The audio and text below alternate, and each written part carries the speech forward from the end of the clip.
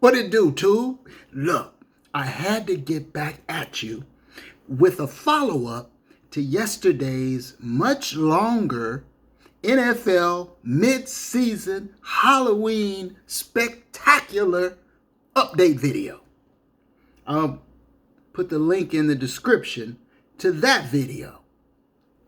But it is the Monday after Halloween, the final official day game of week 8, and the thrills and the chills and the frights and the spills just kept coming all day today.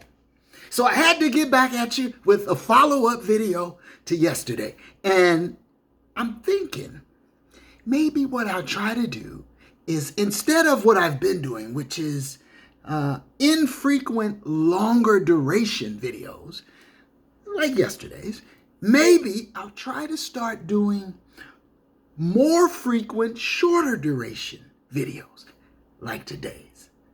And let me know what you think. But let's get right into this one. Today is Monday, November 1st, the day after Halloween weekend. Weekend number 8 in the NFL. And what should we start with today? Where else? Let's start with the big blockbuster trade in the NFL. The Los Angeles Rams acquire Von Miller from the Denver Broncos for a second and third round draft pick in the 22 draft. I mean, this is a big move. Aaron Donald tweeted a picture of himself smiling with glee at the news. And for me, this puts a bow on, solves the mystery, the riddle of the Kenny Young trade. And when you look at it, I have to say, it's pretty shrewd. I mean, now on first glance, you say, well, Kenny Young is an up-and-coming young linebacker, 25 years old. His best years are in front of him. And you've traded that for a free agent after this year, so this could end up just being a rental. Someone who is now on the back end of their career. His greatest days are behind him, speaking of Von Miller. And whereas I still think he can be an impact player from time to time, I don't think he can be consistently anymore. But with this defense, you don't really have to have a big-time impact, every down splash player. Somebody who can flash here and there to complement what's already in place should be just fine. And I think Von Miller can fill that role quite nicely. But when you look a little deeper, when you really inspect it, I have to say it's a shrewd move by the Sneedster. Less the riverboat gambling wheeler dealer. I mean, when you think about it, what they've done is essentially they have cleared cap space and traded a young linebacker of promise for a Hall of Fame linebacker who still has good years left. And the Denver Broncos are paying Von Miller's salary, so the Rams basically got him for free. Well, beside those draft picks, which they've already proven, they throw around like candy. They sprinkle draft picks. So, at the end of the day, it really turns out to smell pretty good. The Rams come out on the good end of this deal. For this year anyway, and this is an all-in year. This is a make or break, Super Bowl or bust season. And as we know, the Super Bowl is in the Palace this year. And the Rams fully expect, and I expect, that they will be playing in that game. Now, just as an aside, a quick aside, when the St. Louis Rams hired Jeff Fisher and Les Snead way back in 2012, Snead was the unknown commodity in that hiring tandem. Jeff Fisher, well known for his years coaching the Titans and that Super Bowl appearance, among other things, was regarded as the Flash in that pair. And Les Snead was sort of the accomplice. But as it has turned out, Jeff Fisher was the biggest coaching bust that I can think of. In recent memory, anyway. Well, there's probably been a couple, but this guy was atrocious. Speaking of Fisher, Mr. Mediocrity, I call him, with all due respect. I had no idea that it would be Les Snead who would morph into the wildest, ballsiest, boldest, riverboat gamblingest, wheeler dealer, general manager in all the NFL. Wow. Now look, all of the Rams personnel moves don't work out. Be the first to admit it. But the Rams are aggressive. They make bold moves, and fortune favors the brave. I like that. It is interesting, though, that Stank, Stan K,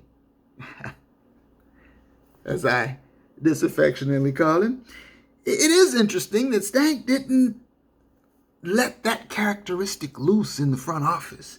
That wild, go for it, win at all costs, let's make it happen mentality until they left St. Louis. He let the team just waddle in mediocrity. And immediately, once they got to LA, he said, all right, let's do some winning now. And that started with getting rid of Jeff Fisher. Les Snead, now nearing 10 years later, has grown into perhaps the best general manager in the game. But I digress. Let's move on and keep this quick with the update. Injuries. Ooh, Halloween, it was frightful and spooky.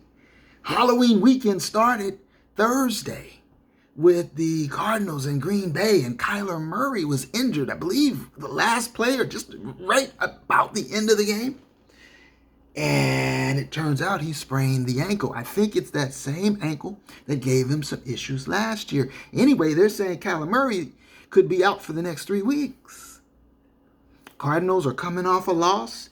They're without the guy that makes it all happen. Kyler Murray stirs that drink now. So, watch and see what the Cardinals do over the next few weeks.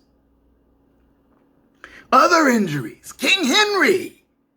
Derrick Henry, the great running back of the Tennessee Titans.